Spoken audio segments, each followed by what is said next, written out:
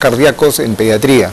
En el primer bloque habíamos mencionado de que los soplos cardíacos que se detectan durante el examen clínico, usualmente desde el nacimiento, son aquellos soplos que no llevan mucha importancia en su gran mayoría. Sin embargo, hay algunos que sí ameritan estudio y que pueden traducirse realmente en una patología orgánica. Bien. Tenemos una llamada de teléfono. Sí, por favor, adelante. Doctor, buenas tardes. Buenas tardes. Una consulta. El pediatra me ha comentado que mi niño tiene un soplo en el corazón. Él tiene un añito y el pediatra cree que es un soplo benigno. Pero le indicamos exámenes entre los que hay una ecografía del corazón. Quisiera saber si esto puede ser algo grave y qué me garantiza que sea un soplo benigno. Gracias por su respuesta. Muy importante la pregunta. La primera que yo analizaría de ahí es la edad, ¿no? O sea, tiene un año. Y el soplo no dice si lo detectaron de principio o al año, ¿no? ¿Qué comentario te merece, Silvia? Bueno, para que el pediatra seguramente le ha dicho de que es benigno, probablemente se está basando en las características que encontraba en el soplo, ¿no? Probablemente sea un soplo muy suave, grado 1, grado 2 máximo, que es de tono muy suave, musical, le llamamos nosotros, y que muchas veces se encuentra en todas las áreas del corazón, ¿no? Es multifocal. Y esas son características muy típicas de un soplo benigno o funcional. Probablemente sí lo ha detectado de temprano, pero sería importante saber a qué edad le comenzaron a decir que tenía un soplo su hijo, ¿no? Y es muy raro que recién al año de edad se le diagnostique.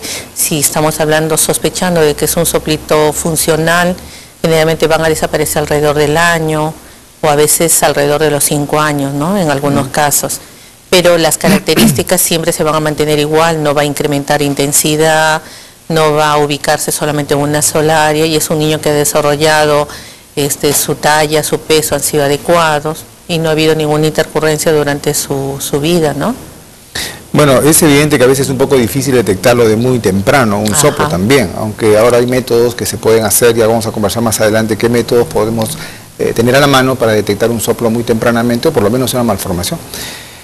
Robert, hemos hablado ya de los soplos funcionales, así nos ha dicho las características más o menos, que no son mayormente, pues, que llaman mucho la atención, esperar que en el tiempo pueden desaparecer. Entonces ahora sí nos abocamos un poquito a lo que tú decías, ya la organicidad, es decir, ya no es funcional, sino ya es orgánico, o sea, puede haber algo. Dentro de estas alteraciones, ¿cuáles son las más frecuentemente vistas que podrían traducirse en un soplo? O sea, primeramente, la expresión de un soplo cardíaco acompañada de signos clínicos, signos y síntomas clínicos en el paciente pediátrico, digamos, cansancio al lactar, ¿no? Cansancio al esfuerzo, enfermedades respiratorias repetitivas asociadas a un soplo cardíaco, digamos, incremento o cianosis, que es una alteración en la coloración de la piel del niño, principalmente a nivel de la cianosis perioral alrededor de la boca o en los lechos unguiales del niño. Definitivamente son expresiones acompañadas a un soplo cardíaco que indican que hay una organicidad o sospechada de una organicidad cardíaca per se, ¿no? Entonces, ante ello, el pediatra o interconsultor debe derivar a este paciente al especialista para hacer un diagnóstico preciso del tipo de cardiopatía del cual estamos hablando. Que sería una cardiopatía congénita, estaríamos hablando. En este caso, particularmente, habiéndose producido el diagnóstico precoz, porque hay patologías cardíacas que no necesariamente dan manifestaciones en la primera infancia o en el neonato, lo hacen a posteriori, puede ser por una falta de diagnóstico en sí, ¿no? Pero debemos considerar de que en este caso estamos hablando de una cardiopatía congénita, ¿no? Entonces, ante ello tiene que haber un diagnóstico preciso para hacer un plan de trabajo con respecto a este paciente pediátrico y dar el diagnóstico preciso, ¿no? Y cuál va a ser la evolución clínica en el tiempo. Si este paciente solamente va a requerir un manejo clínico, va a requerir un manejo clínico quirúrgico o de cateterismo cardíaco, que también es una de las alternativas que se puede ofrecer a un paciente pediátrico, ¿no? Dime, dentro de las cardiopatías congénitas, estaríamos hablando ya de eso como una de las principales causas de ¿por qué se producen las cardiopatías congénitas? ¿Hay una explicación o todavía la cosa no está muy clara? Es una causa multifactorial. Hay causas externas, causas maternas, de repente la mamá puede ser portadora de algún tipo de patología, colágenopatías como los lupus, diabetes, o que la madre tome algún tipo de medicación que también puede contribuir en la alteración, estar expuesta a algún tipo de germen, algún virus en los primeros 8 a 10 semanas de embarazo, que pudiera ser, es la etapa en la cual el corazón está en plena formación y puede producirse una cardiopatía congénita. Ahora se dice que existen también cuando hay déficit de ciertos vitaminas, minerales, ácido fólico es una de las causas muy importantes de cardiopatías congénitas, de ahí que actualmente a toda gestante, aparte de que se le da un suplemento de fierro y de calcio, se le da ácido fólico, ¿no? Para tratar de evitar también tratar de eliminar una de las causas de cardiopatías congénitas, ¿no? Dentro de las causas maternas, mencionaste las maternas, Robert, ¿te acuerdas de alguna de las causas maternas que estén asociadas con malformaciones congénitas? Bueno, de las cardiológicas, ¿no? Las causas maternas, propiamente dichas, bueno, ya se mencionó, ¿no?, las infecciones, por ejemplo, en este caso, principalmente la rubiola, ¿no? La rubiola congénita es una patología que está asociada íntegramente a problemas tanto oftalmológicos también a nivel cerebral y a nivel cardiológico, ¿no?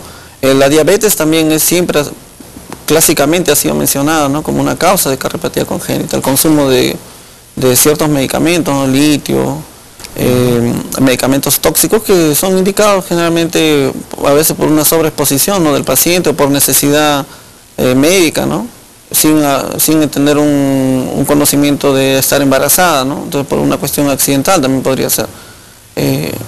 Definitivamente todo ello marca un riesgo para el feto, ¿no? Ya que tenemos que tener presente de que la formación, el embrión cardiogénico se produce a las 4 semanas y la formación prácticamente de todas las estructuras está entre las 8 y 12 semanas de vida. Entonces definitivamente hay un daño a nivel de la estructura cardíaca, ¿no?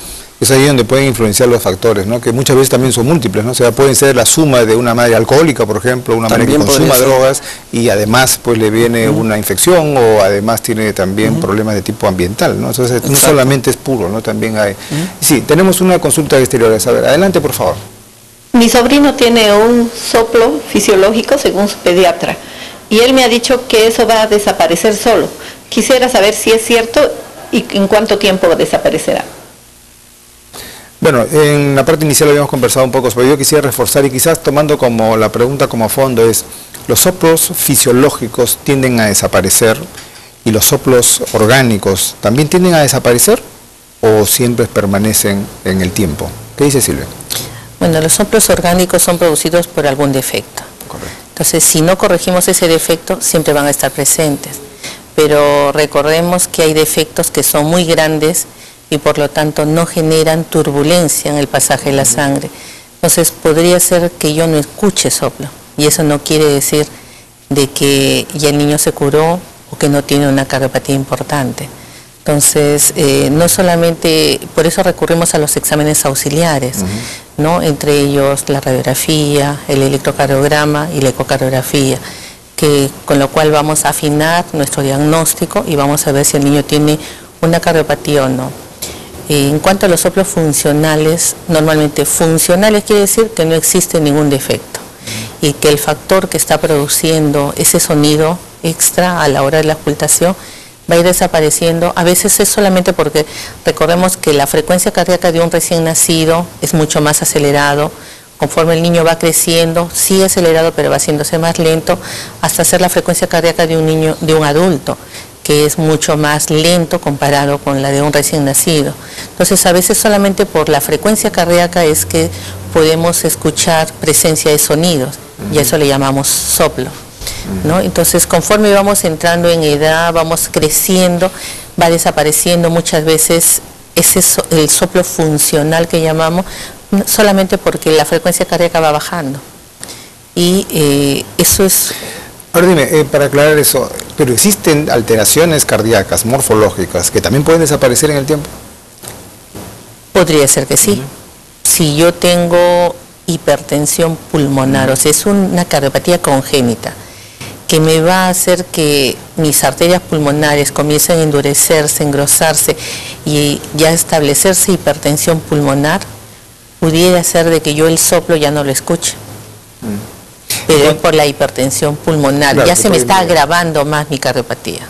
Y en el caso, por ejemplo, he tenido pacientes que han tenido comunicaciones interventriculares y y se ha dado en el tiempo de que el defecto se cierra y desaparece. ¿Y en esos casos es posible eso? Claro, pero depende de dónde está ubicado. Si el defecto interventricular está ubicado en la zona muscular, todo músculo va creciendo. Entonces tiene mucha posibilidad de que ese defecto pudiera cerrarse. Pero si es una zona perimembranosa, o sea que es un tejido que no va a crecer, es muy difícil que se cierre. Ese defecto va a ser cerrado quirúrgicamente. Pero a veces nuestro mismo organismo trata de cubrirlo. Entonces hay mecanismos propios del organismo que tratan de cubrirlo.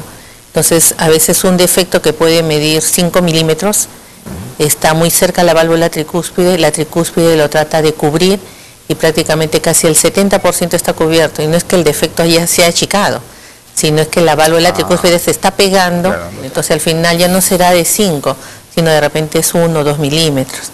Entonces de repente, por eso decimos que se achicó, pero a expensas de otro tejido, ¿no? Alguien lo tapó. Ajá. Se achicó.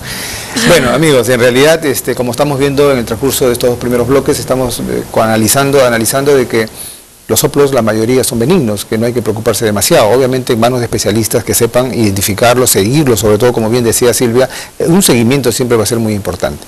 Vamos a ir a un corte para nuevamente tocar el punto que estamos